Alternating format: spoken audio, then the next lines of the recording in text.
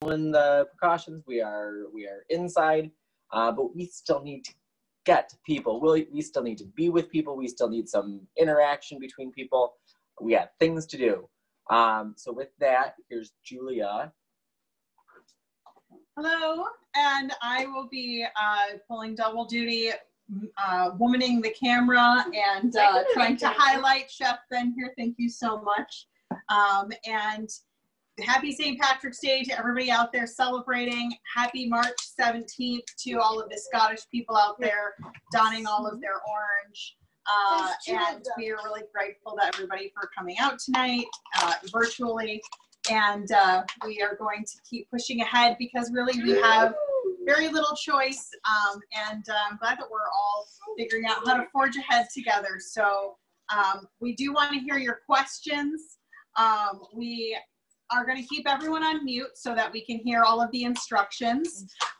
And please type into the chat box. You should be able to see at the bottom of your Zoom chat box. I will ask the questions of Chef Ben that you have about food as he's going on, or just about food in general. I'll also answer questions. If you have questions about COVID-19 or just general health and wellness, I'd be happy to answer those as well. So with that, I'm going to turn it back over to Chef Ben. Great, thanks. So yes, please post any questions you have.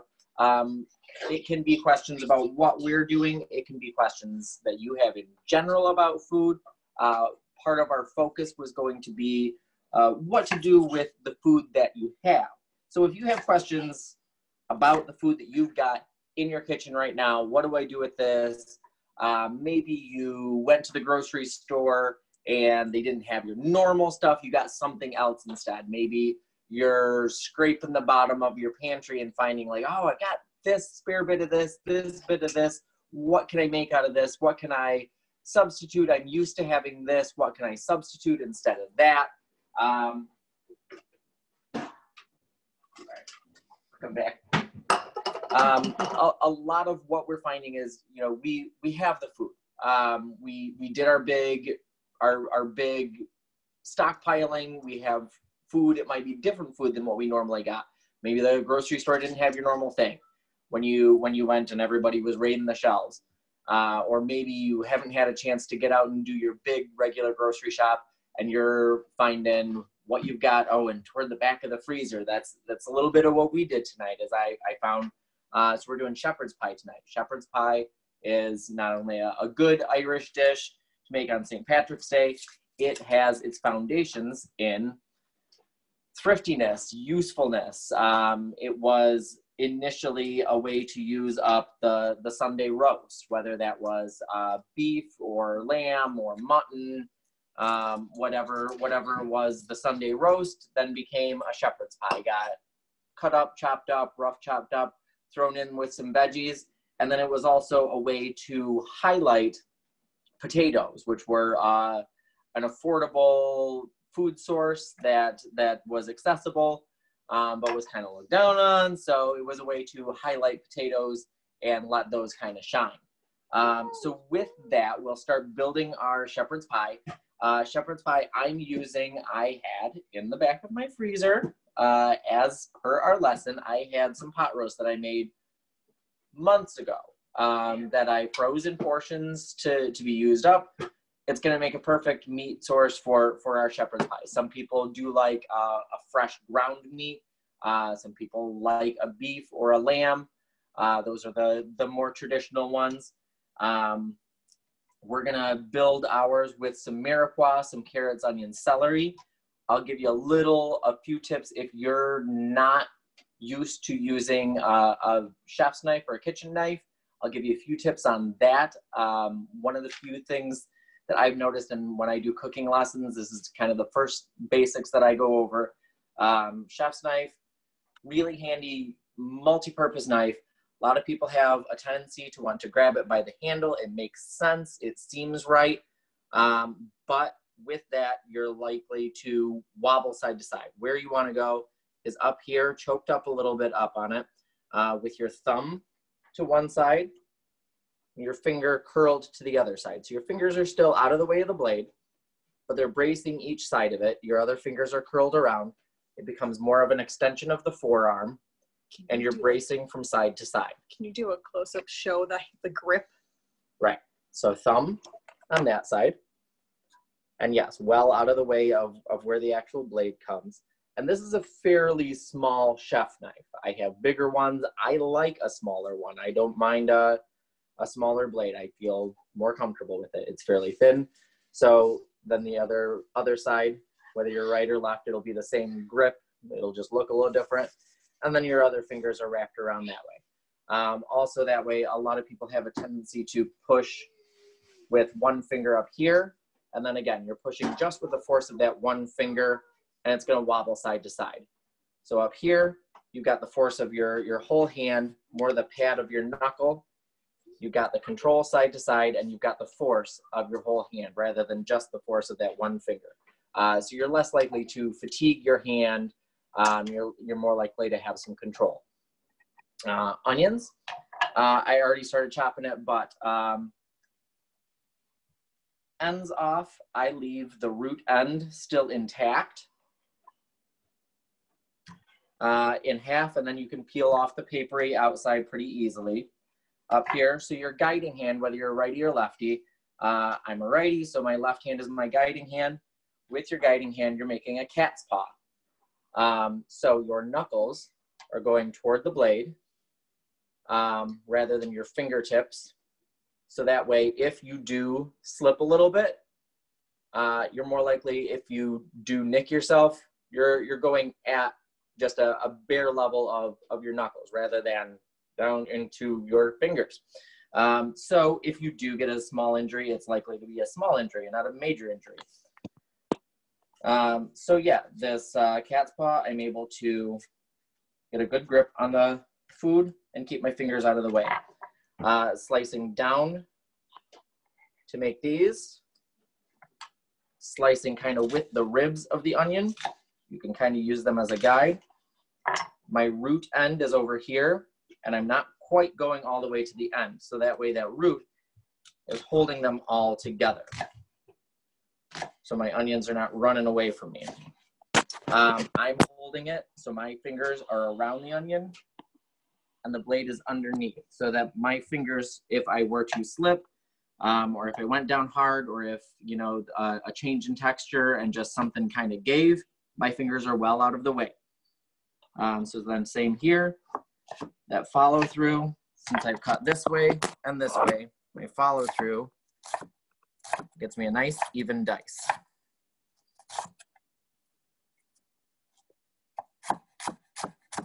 And then that root end that I was not going to use anyway can be discarded, but it served its purpose in holding that onion together for me.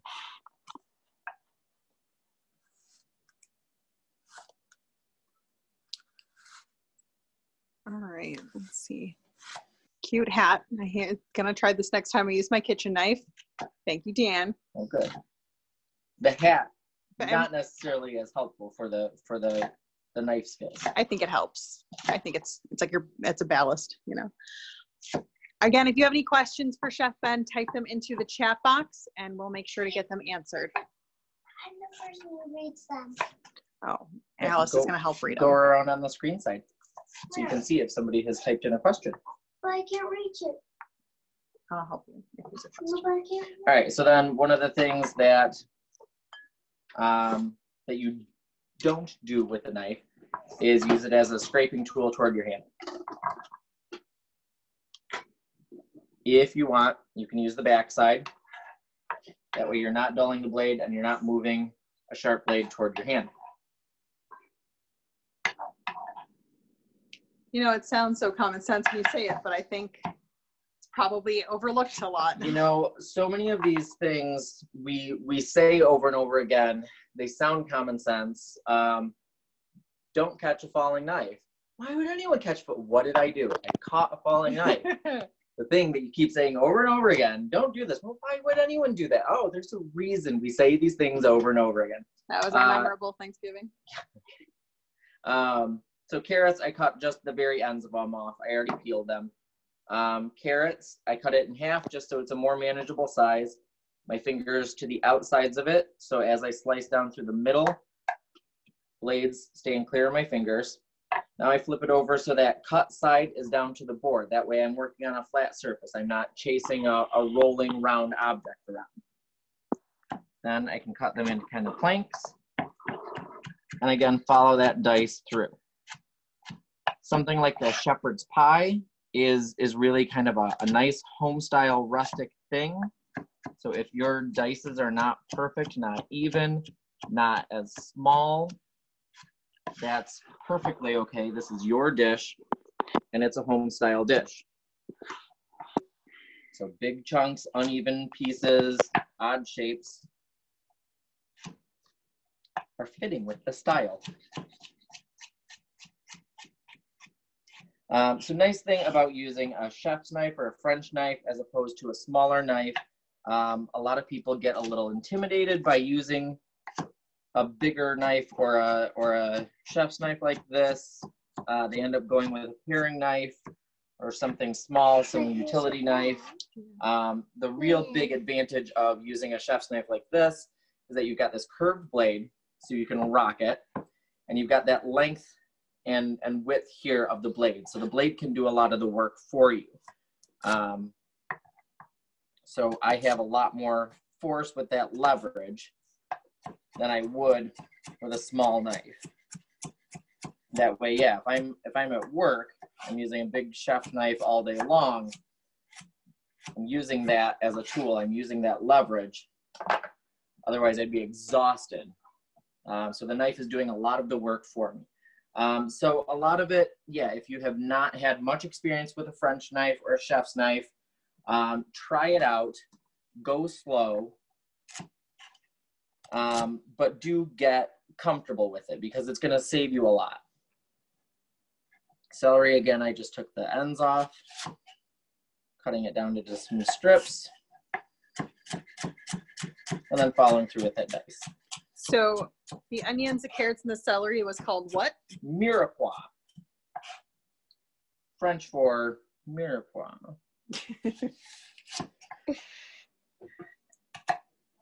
Are those also what those the aromatics?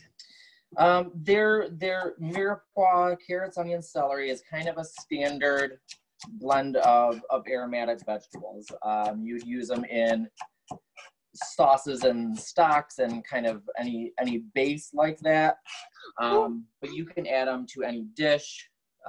It can be the flavor base. It can be a vegetable incorporated into it, or just or soaked into a cooking sauce and then scooped out, but the flavor seeped out. In this case, it's going to be worked into the dish itself. See, I remember some stuff from helping you study for culinary school. All right, so carrots, onions, celery. I do roughly equal proportions. You could do about 50% of it as onions, and then the remaining 25 and 25 of carrots and celery. More onions than the other two. So for those of you just joining us, Chef Ben is just chopped up our aromatics and is getting them ready to do what? I just turned my heat on. Those are gonna saute a little bit in that pan. I will get our mushy peas going. So mushy peas are made with dried peas rather than fresh or frozen peas. So dried peas, in the UK, they'd call them marrowfat peas. Here we call them field peas. I could not find any peas in the store. So again, fitting with our theme. What we did find at the store, there's a lot of specialty kosher stuff that's out on the shelves right now. So things that we might not necessarily always be used to grabbing is what's available right now. So this is a Manischewitz split pea soup mix. So it will work very similarly. In their little spice mix that they put with it, they have baking soda in their mix. I'm not using the mix, but I did soak them in water with baking soda. The baking soda, but I'm going to rinse off. baking soda soaked in it. It's going to bring out some of the green color, and it's going to help to break them down a little bit, let them get soft and creamy and mushy. So that's part of the color and part of the texture. Your dad says, I have lentils. No? Question mark. Would lentils work potentially? Lentils would absolutely work. This is a use what you got. This is so mushy peas are a traditional Irish and British side, which is why I went with them.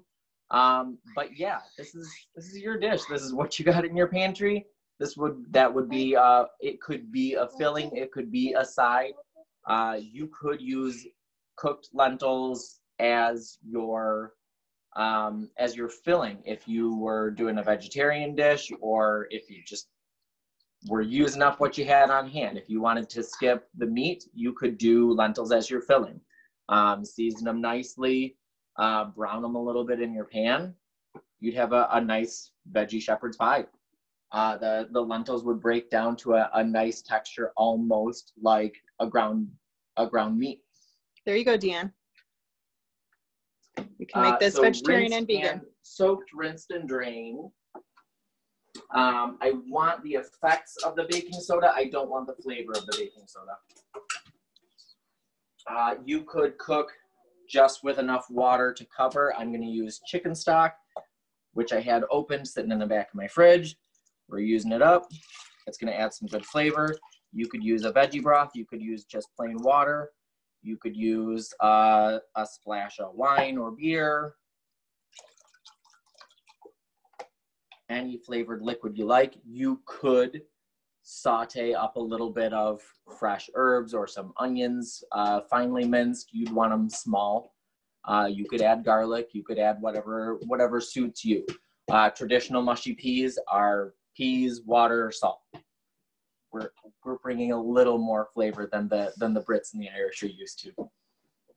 Amen. What was that?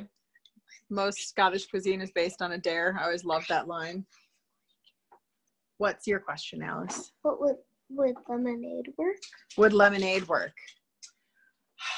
You know, it's your dish. If you want lemonade, it would be a little sweet and a little tart for me. Whole stick of butter. Yeah. I'm not following a specific recipe, nor should you. We're using up what we got. But there will be more butter or whatever fat you're using. If you wanted to use an oil, if you wanted to use some other rendered fat, I keep bacon fat on hand. I'm not feeling bacon fat for this dish. You could. If you have some other fat that you're using up, certainly use that to your liking. I'm using a whole stick of butter. That will be more fat than what I need to cook the vegetables, but this is going to be the base for my roux. So shepherd's pie is some sort of meat filling, some sort of vegetables. We're doing carrots, onions, and celery. Peas would be fairly traditional. Celery sometimes, carrots sometimes. Corn would be more of an American style. Some people do more of a ground meat and turn it into almost like a meatloafy kind of a filling, kind of a loose meatloaf. Some people do more of a gravy. We're doing more of a gravy style and more of a pot roast style.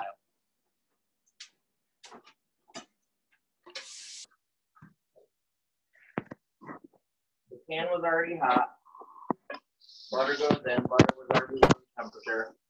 None of these are going to ruin your dish if you started off cold and added it in.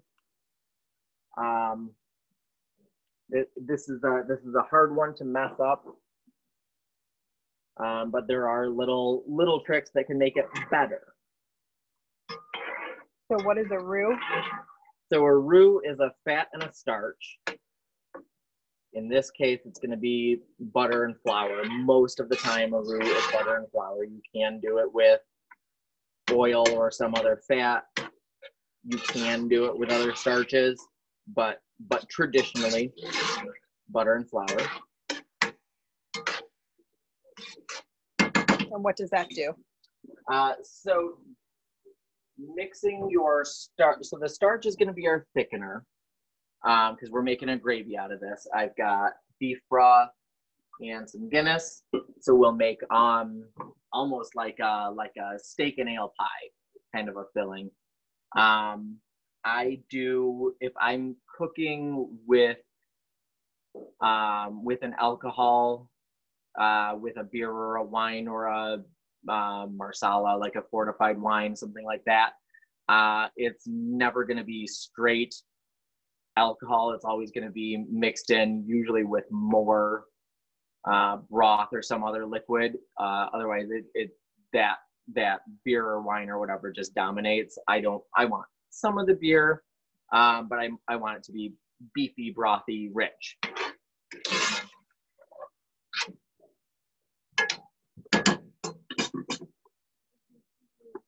Little salt and pepper as we go.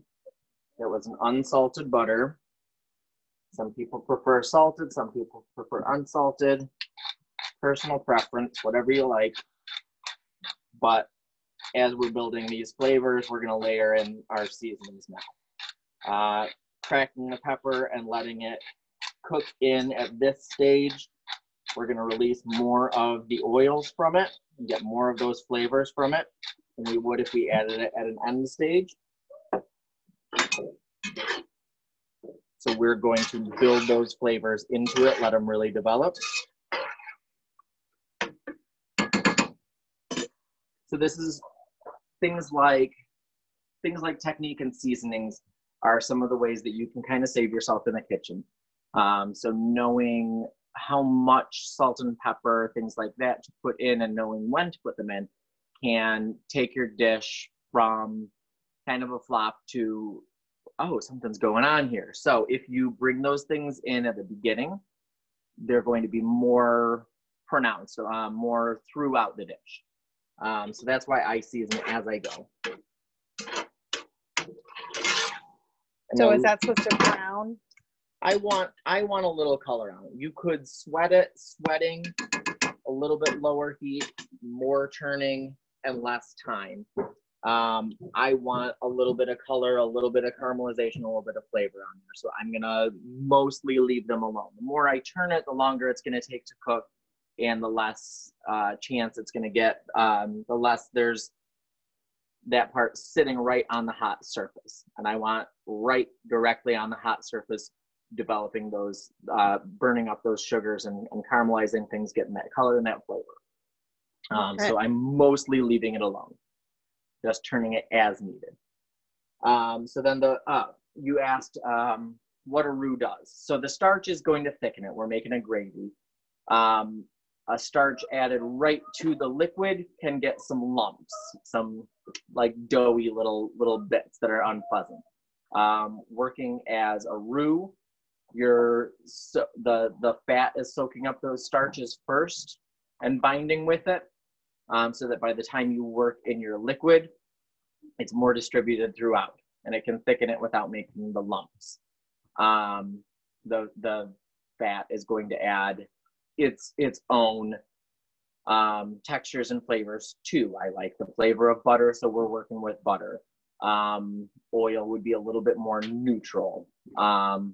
Olive oil would be a little funky and would not be able to go at such a high heat. I'd say, are there different, I know things different cook at different heats.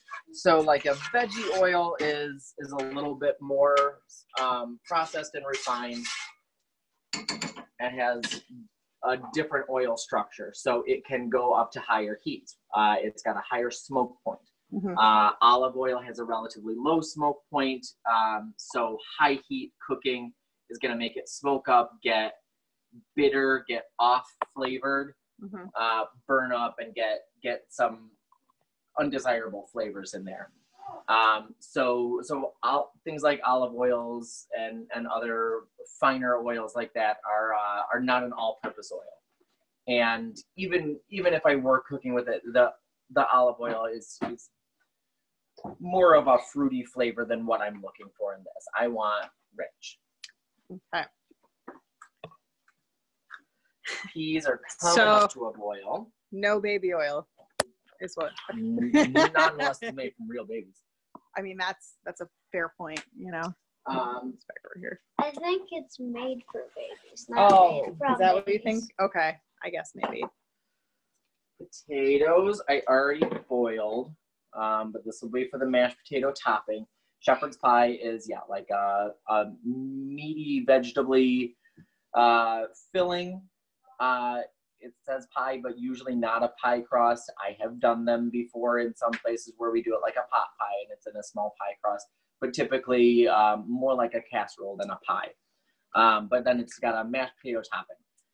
So I use russet potatoes, peeled them, quartered them, boiled them, and let them sit out in that colander for a while and really get a little bit dried off. So that all of the moisture that I'm bringing in is coming from the milk and the butter. If you've got a cream or a heavy cream, light cream, half and half, all the better. A little bit of buttermilk. You don't want to do all buttermilk. It'll be too sour, but some buttermilk or some sour cream, any of those would be a good option. I've got what I have on hand. So we've got milk today, but letting the potatoes dry out a little bit after coming off the boil is going to let them soak up more of that creamy, buttery dairy. Curveball. Make it vegan somehow. You could use milk substitutes. You could use water if you're going to miss out on some creaminess and some flavor. But you could use water or broth or veggie stock, something like that, something that's still flavorful to get that creaminess. A rice milk or an almond milk, oat milk, some dairy substitute would do. Avoid the sweetened ones or the vanilla ones or the flavored ones like that. It's gonna be a little funky. So go for a plain unsweetened. There are good vegan butter substitutes that can get that texture and that flavor from the butter. Okay, here's a question. Our store is totally out of potatoes. I have instant. How do I make them taste good? Absolutely. I thought about, we don't usually have instant potatoes here. I never really cared for them. We grew up with the box potatoes. I never liked them. I thought about getting some just to show what to do with them. But no, we're using what we have. Box potatoes. So what I will end up doing with the potatoes would be a good way to fix your box potatoes. So I'm going to be adding some egg yolks to this. So that will add some structure and some richness that the box potatoes are going to miss out on. So I'm going to add some egg yolks to this, almost if you're used to making like Duchess potatoes. This will be essentially like a Duchess potato recipe on top of our shepherd's pie. Iroquois is getting some color that I'm looking for. So I'm going to build it into my roux. Okay, so now you're adding Flour.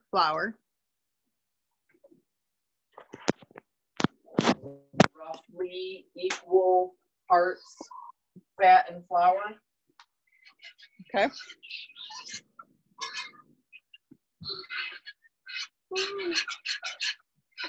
Okay, so that's just eating up all the... So yeah, it's soaking it all up. It's getting into like kind of a nice paste. And then I'm going to let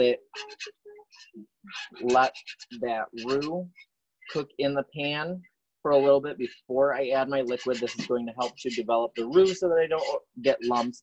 It's going to help to break down that raw flour flavor, so it doesn't taste like you're eating a cookie or just taking a bite out of raw flour or cookie dough or something. We want not much flour flavor. Yeah, your mushy peas. But by letting them toast a little bit, we'll develop some nice other flavors. So about how peas, much? I turned down the heat a little bit once they came up to a boil. they're just going to soak up that liquid and turn into their own thing. Okay. A little bit of salt and pepper is going to help them. You said I was the one who read. Okay, you can read the next one. Someone ask a question so Alice can read it. Okay. What's the question? What's the question? What's the question? Hold on. All right. What's the question? I'm using a food mill or a ricer for my potatoes. I don't usually just for mashed potatoes, but since I'm going to be putting this through a piping bag, I don't want to get lumps that are going to clog up that tip. So this is when I would use a food mill or a ricer.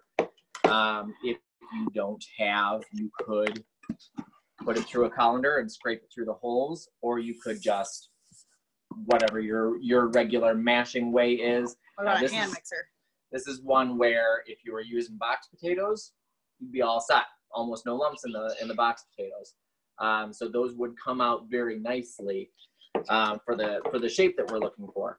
Otherwise, yeah, if you're using a hand masher or a hand mixer or a stand mixer, make sure you've got like a whisk setting on it, and that you just break down as many of the lumps as you can.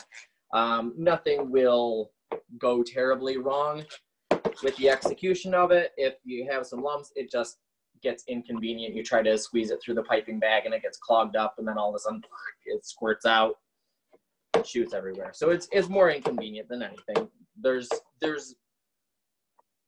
almost nothing in this dish that you can really screw up too badly.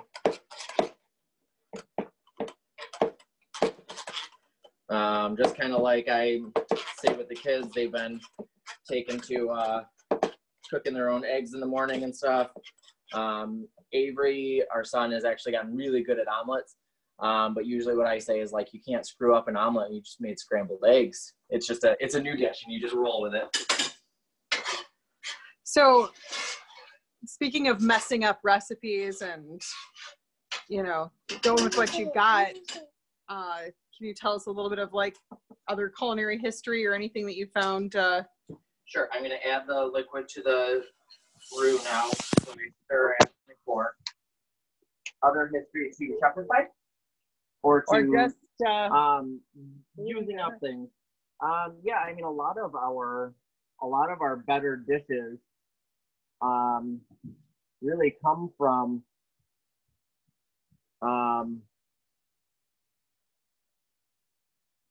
poorer communities or desperate times and using what you got.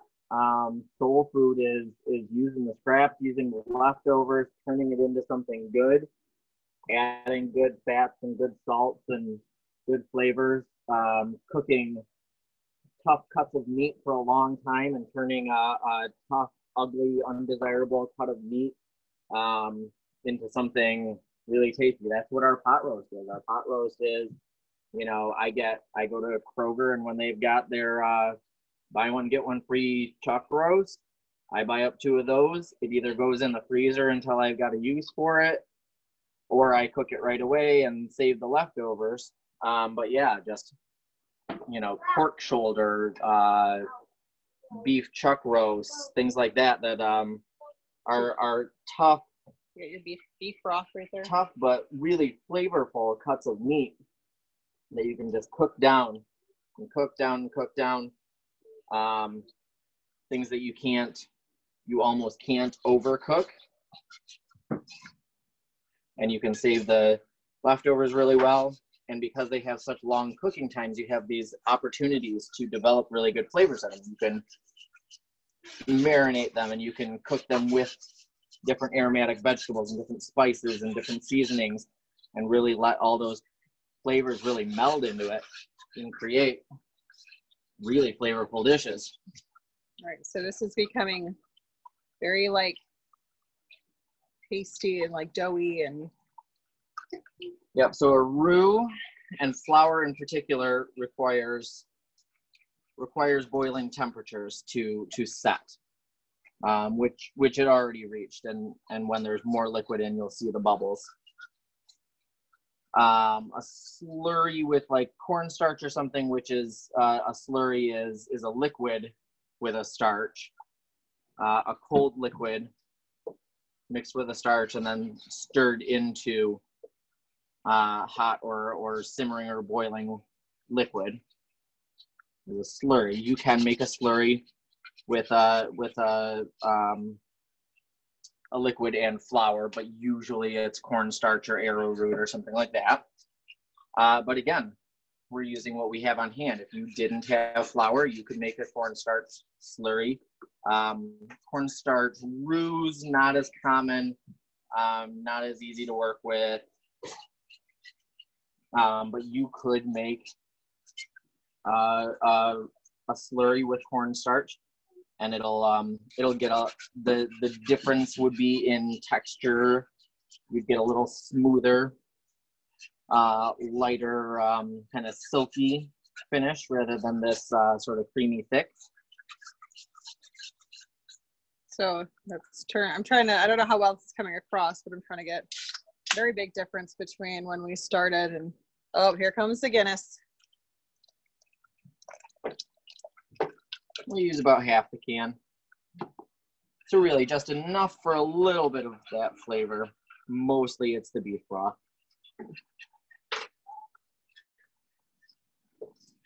Now, are you assuming, like, so the alcohol cooking out for making this for the kids to eat, what are the rules for cooking out alcohol? There's a small amount of it to begin with, and then we're as it evaporates, that's how it cooks out. So I do want to give it some time sitting into it, but by the time we bring this gravy up to a boil and let that simmer for a little while, long enough for the sauce to really set, and then by the time we add in our other stuff and we bake it, all of the alcohol will be cooked off. Okay. So anybody cooking with alcohol that also is worried about not, you know, or giving it to your kids or anybody who doesn't drink, as long as you cook it for how long? Or I don't know an exact time. It does need some time to cook off and some heat and some evaporation. A stronger alcohol, if you were using a brandy or a marsala or a fortified wine like that. Some people do also flame theirs ahead of time, so you can take a pot if you've got it brought up to the point that it's steaming. You can light a match along the surface. The alcohol vapors will catch on fire. Watch it, stay right by it, don't walk away. And you can burn off the alcohol that way. And then you can render it fairly neutral so that by the time you go to add it in, if it's not going to have a lot of time or if it's a particularly strong alcohol and you want to burn off that alcohol content before it goes into your dish, you can do it that way as well. okay, for those of you playing at home, use extreme caution with this technique. Yes, please. We are not responsible for anybody burning down their house because they were like, Chef Ben told me to burn it. With it being a flammable liquid, if the fire gets beyond what you feel comfortable with, lid. Rather than trying to blow it out or move it or do something where you're at more of a risk of spreading that somewhere, lid. Just suffocate it. Wise words. So this is coming up to about the point that I want it. I want fairly thick, and it's going to keep getting thicker. I'm going to let some of that liquid cook down as well. So carrots, onions, celery, butter, salt, pepper, flour, beef broth, and Guinness. Okay. Is our gravy. It's our gravy. All right. It's a good time to check in. Any questions anyone has, please put them in the chat box. Can be food related, can be health related, can be Pulver kids related. Want to see how they're doing? Alice is desperate to answer a question, so feel free to ask one. Or certainly, Alice, do you want? Yeah. Here, well, how was your day today, Good. Yeah? What'd you do today?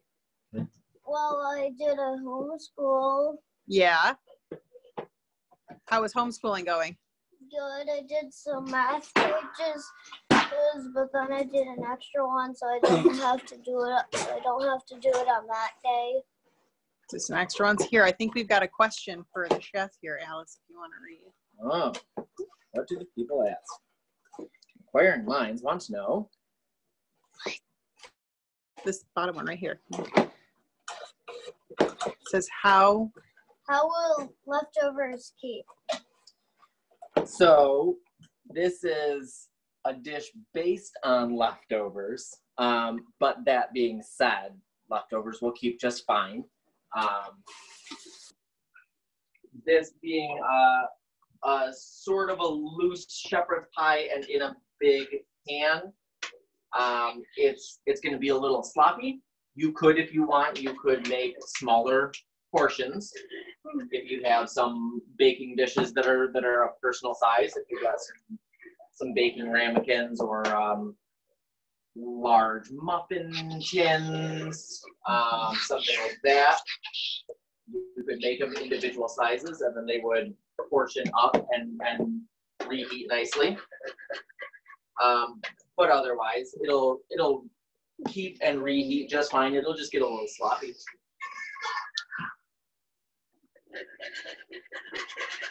All right. So, again, remember, any questions you have, put them in the chat box. Let's see. Processing some of those potatoes in the food mill. Yeah. You want to turn it? Get your stool. Grab your stool. It's getting harder. Is this a good? Okay. See, this is a good thing your kids can help with. No, other way. There you go. Nope, keep going one way. Looking for projects for kids to do in the kitchen. Yep, I don't know who out there's got kids who are home, but yeah, Pulver kids have all been home doing some of their online learning and some of their homework packets and some of the opportunities that have kind of popped up in the meantime.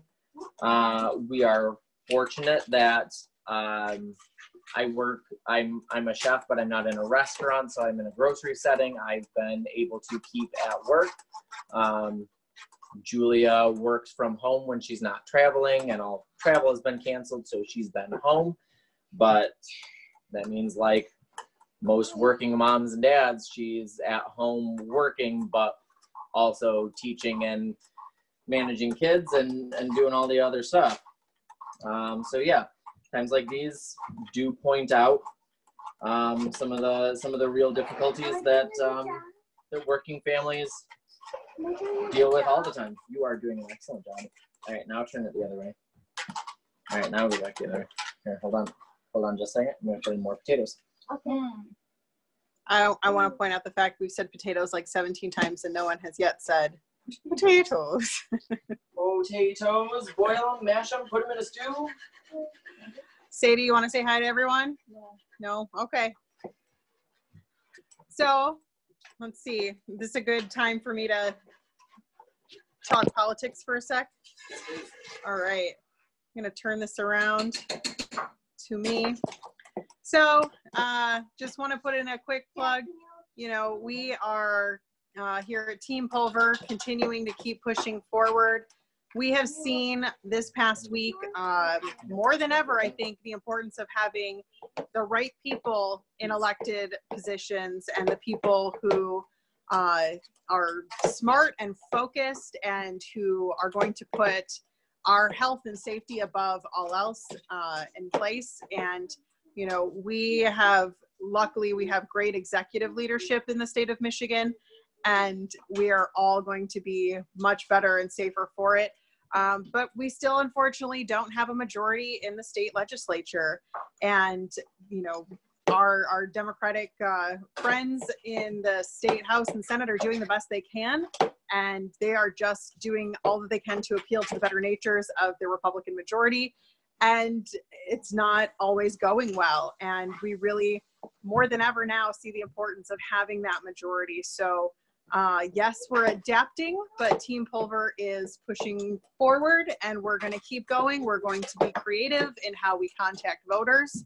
We're going to be creative in how we fundraise. We really are, you know, all in this together. We're all doing this for the first time together. But, you know, nevertheless, we persist. We have no other choice. So I'm really hoping that you're going to be able to continue to help volunteer. Thank you to everyone who has done postcards for us. We have done about 17,000 postcards to voters just in the last couple months. And we still have a few more. Oh, I say a few more, maybe about 5,000 more that we want to get out. So if you're bored, if you are, you know, sitting at home wondering how am I going to fill these hours, let us know. We can get through these last 5,000 postcards pretty quickly. And if you want to do some, you know, online fundraising for us, please let us know. This is a fundraiser. We really have to continue to raise funds. This is, you know, going to be a very important time for all the campaigns. You know, if we're not going to you know, be able to fundraise, we can't continue to do the things we need to do to win in November. I know November seems like a very far off time, but it really isn't.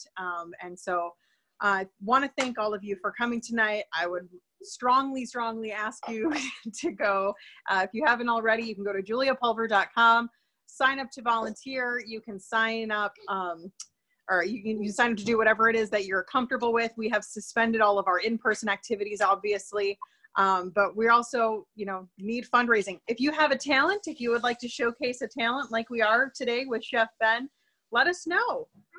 We are looking to bring content to people who are looking for ways to stay connected. I think what this has shown to me, and I think a lot of people, you know, it's kind of like you don't know what you got till it's gone.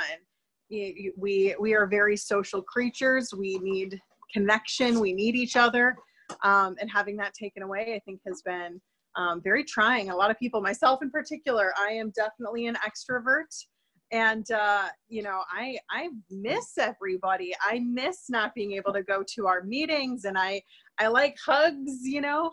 My name is Julia and I love warm hugs. And it's been trying, but I really have been heartened by the response of everybody. So please stay engaged.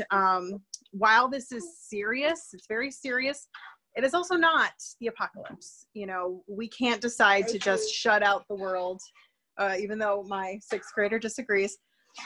We can't shut out the world. We need each other, and we're going to keep going. So thank you for listening to my little plug here for juliapulver.com. Give what you can, if you can. I understand, obviously, things are going to be very strained for everyone. There are also a lot of opportunities to help just within the community. Shout out to West Bloomfield Public Schools. They've been doing an excellent job of keeping all our kids with, you know, activities to do. They are able to, you know, they're giving out lunches, not just to students enrolled in the district, to anybody in the area that needs them. So please make sure that you go to the West Bloomfield School District website for more information. Looks like maybe some things are happening over in the kitchen, so I'm going to throw it back to Chef Ben. But continue, please put your questions in the chat box, and we will keep answering them. And we're going to keep going with our shepherd's pie. Welcome back. While you were away, I added the pot roast to the gravy filling, and I finished up mashing the potatoes, added milk, butter, and egg yolks. So what you doing there? And then loading it into a piping bag. Simple thing that you can do, totally unnecessary, but relatively easy and adds a nice little flourish. So a piping bag. Like you would put frosting in. Right. How many egg yolks went into that? That was 2 egg yolks. So that was, what is that, a 10-pound bag of potato, 5 pounds? 5 pounds. 5-pound bag of potatoes, half a stick of butter, 2 egg yolks, and maybe a cup or 2 of milk. So what you're doing, like a little So if you dollop? So idea with a piping bag, don't fill it all the way up to the top. You're going to need some place to hold your hand so that it's not squirting out of the top. Twist it. Hold it here with these 2 fingers. The other fingers roll down to squeeze it. It looks like you're milking a cow. If you've milked a cow, it's very similar. Then the idea is squeeze it, stop, lift. Squeeze, stop, lift. I wish I had a larger opening star tip. It would go quicker. So if you didn't want to be that fancy, what else could you do? You could scoop it right on. You could do skin on mashed potatoes and do it really rustic. You could do hash browns. We do shepherd's pie at work that does not have a mashed potato topping. It has like shredded hash brown topping, where we crisp up the hash browns, sprinkle them on top, and then it gets baked on top. So really it's every region and every family and every cook has their own way of doing shepherd's pie, which is to say there's no wrong way. Traditionally, it was called cottage pie. Cottage indicating plain, simple peasants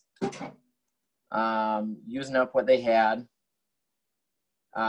It became known as shepherd's pie to indicate when it was made with lamb or mutton.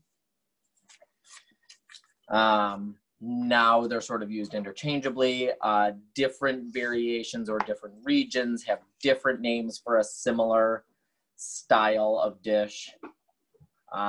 There's one that has turkey and beef and it's called something, and there's different regional variations, and different people use different seasonings. Different people use different kinds of meats or different grinds or different cuts. Okay, so once this, tater tots, someone said? Why not? You got tater tots? Put those tots on top. That sounds better.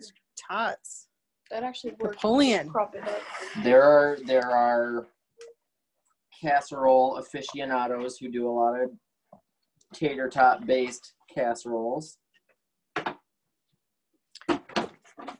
If it makes it fun, if it uses something up, if it's within your skill set to use tater tots. Or if those are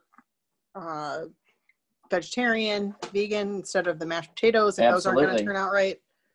Or some stores do have like the veggie tots that have like broccoli or cauliflower or some other veggie worked into them. If that gets a variety of vegetables worked into your dish, by all means. So what would you suggest people do during this time when they've got maybe some idle time and food insecurity?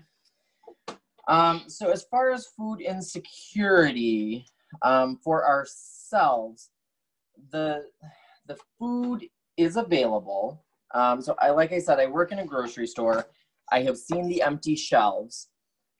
Presumably that means the empty shelves have been emptied into our freezers and pantries. What I see people buying up mostly are things that can be held for a while. I think people got that concern that they might not have access to the stores, so they bought up things that could keep in case they couldn't get back out to the stores. So a lot of people have frozen items or shelf-stable products. And then a lot of people got things that were not their normal grocery items because it's what was left when they got to the store. So yeah, we are having to be creative a little bit. What we focused on for this dish was using up kind of alternatives and using up things that we, as we got low on items, rediscovered we had. But as far as what's available in the stores, There are some empty shelves right now, but the food is all there, whether it's in the stores or in our kitchens already, or just somewhere along the pipeline. One thing that I do know is that with restaurants closing, more foodstuffs are being allocated to grocery store settings that are still able to stay open. So some of the items that you may have been getting in one place might be in another place. So there may be some disruptions in the food chain, but the food is still there and it's got to go somewhere. So soon enough, it will become available. It's just coming in ways that we're not accustomed to. Alice has a question. Yeah. What if you have none of these ingredients? Then you're making a different dish, or you're making shepherd's pie your way. Like we said, it could be lentils. It could be. No, like what if you have what if you don't have any of the basic? What do you have? You tell me what you got, and I'll tell you what we make. And that's what you viewers at home can do too. Say, hey, I got this at home. I got this home. I don't have any of this. What can I do with it? But like. This is a time to get creative. Like, what if Stump you the don't chef, have any all right? basic stuff? I know a lot of people have been staring at their cupboards and their freezers and their deep freezers and their refrigerators, and maybe doing a little Marie Kondoing of taking everything out and taking stock and going, what do I even do with this? In these last several minutes here, let's play Stump the Chef. You got some questions about what you've got on hand and how you should use it up? Let's hear it.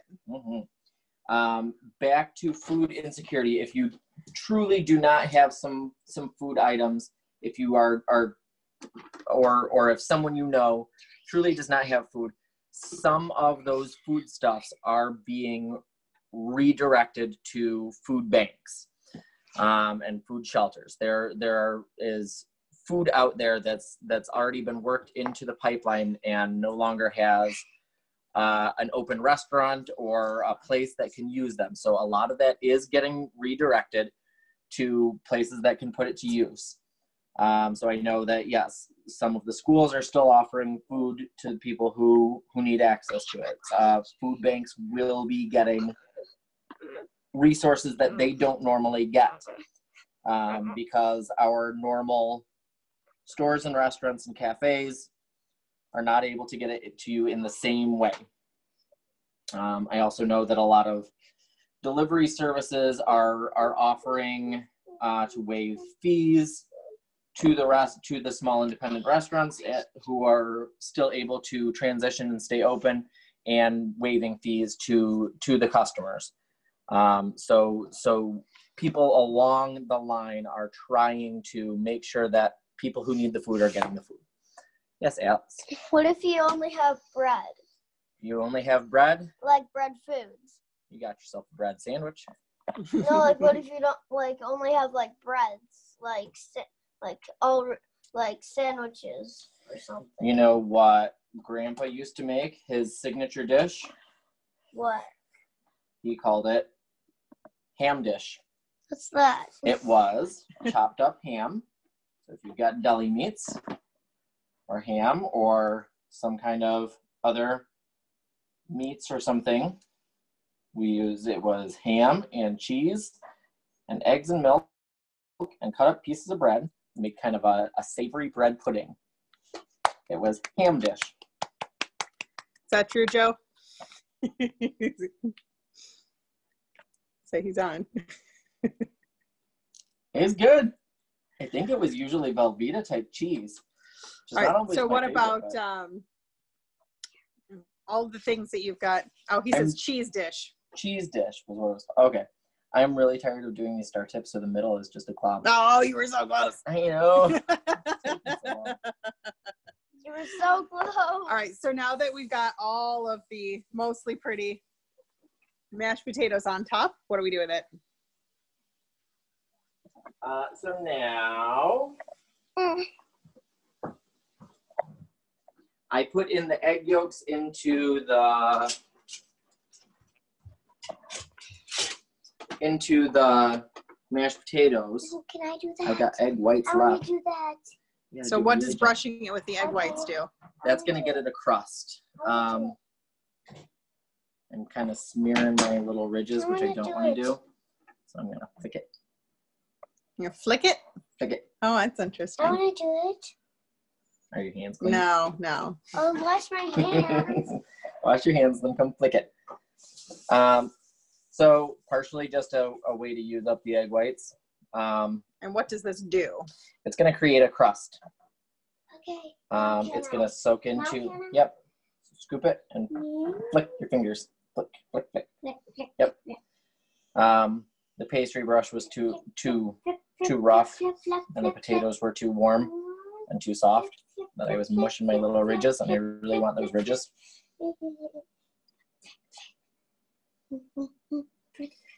So partially a way to use that up. You could also, with the egg whites, you could make an egg white omelet in the morning. You could mix it into a drink and make a flip. You could, it's a thing. You could froth it into a smoothie and get a really frothy smoothie. Whoa. All right, Alice, now go wash your hands. Yes. And you gotta sing Okay. sing happy birthday twice, or sing lose yourself twice. Lose yourself. That's one of the ones I saw going around. I got Sorry, so- 375 convection, high heat, and fan, if you got it, will help to brown that up. Everything is fully cooked at this point, so we're just crisping up our crust for the potatoes. Happy birthday, dear. Mushy peas did their job. Happy birthday. They are mushy, Happy birthday as described. to you. Not much to them. I did salt and pepper and chicken broth. They were the peas soaked with water and baking soda, and then rinsed and drained off. And then they just mush up. They get nice and creamy. They're kind of mushy peas should not be bright green and vibrant. They should be pale green, army green, kind of yucky looking, but really tasty. Creamy, smooth, mushy. There are mushy peas and there are minty peas. And there are not mushy minty peas. I have And never been the told. twain shall meet. Never the twig. Yes, exactly. So minty peas would be fresh peas or frozen peas, bright green, whole peas. Quick cooked, short time so that they still stay vibrant green. Some people do a little bit of salt, butter. Some people add a little sugar, and then some chopped mint at the end. Mint is a delicate herb, and it's going to break down and get brown and slimy if you cook it a lot. So just right at the end, a little bit of mint, and that's minty peas. These are mushy peas. Alice, Are we gonna eat this tomorrow? we could eat it tonight if you really want. Yeah, It's almost bedtime. It's almost bedtime. but I want it. But yes, it'll be done in a minute. Yes. Do you want to try some of the minty pea or the mushy peas? Not right now. Doesn't the name sound appetizing? No. Mushy peas. Creamy, smooth, a little salty, nice. Oh, can I try? Yep. No, here. But no, eat that. It's already been in my mouth. Is this a side dish? So peas can go in a shepherd's pie, and that would normally be more like fresh or frozen whole peas. Mushy peas are served usually as a side for like fish and chips. It'd be like fish and chips and mushy peas. It kind of offsets and soaks up I the want some more. fried heaviness. Dad, I want some more. But mostly I was looking for something to go with this, and that seemed about right. A Can I have some of good, that? it would be a high protein dish. If you're doing a vegetarian substitute, you could do it without the chicken broth. It would be a good vegetarian protein. I'll take a quick peek. It's gonna take a second for that to brown up, about 10 minutes. But I think that we're wrapping up. If you have more questions for food, shoot me a line. If you have more questions for Julia's run, shoot her a line. Drop her a few dollars if you can. show up to support her if you can. Send out those postcards if you can. We can do phone banking. There are opportunities that we can still do. The work still needs to get done. There are 4 seats needed to flip the Michigan House. Julia's, the 39th, that's our area, is the most competitive, the most likely to flip. That's coming from lots of sources. It is the #1 targeted district. So this year is our chance. We have to make it happen. The 39th is the path toward those 4 seats that we need to flip. So we are supporting Julia because she's the right candidate for this position. We need a steady hand at the wheel. We want to avoid future crises. And as they come up, we want someone we know we can trust. We want somebody dedicated to science, somebody dedicated to public health, somebody who is a patient advocate.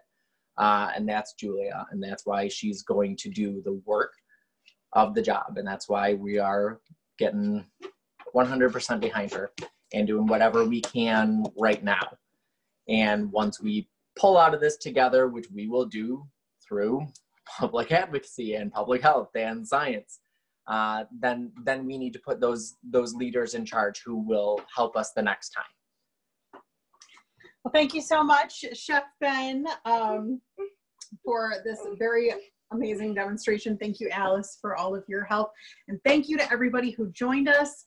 We will make this recording available. It's an hour long, so it might not be the most shareable thing, but if you really enjoyed this, please tell your friends. Go to juliapulver.com. Tell them to go to juliapulver.com. We do need help still. It's just going to look different than it has in the past for the foreseeable future. So thank you all, and we will see you next time. This is just the first episode in our series. We're calling the Pulver Pledge-A-Thon. We're taking a page out of the NPR Pledge Drive and the Jerry Lewis Telethon. And you didn't even have to interrupt your regular scheduled programming because it's all been canceled. So thank you so much to everyone, and we will see you next time. Stay tuned for our next event. Thank you so much.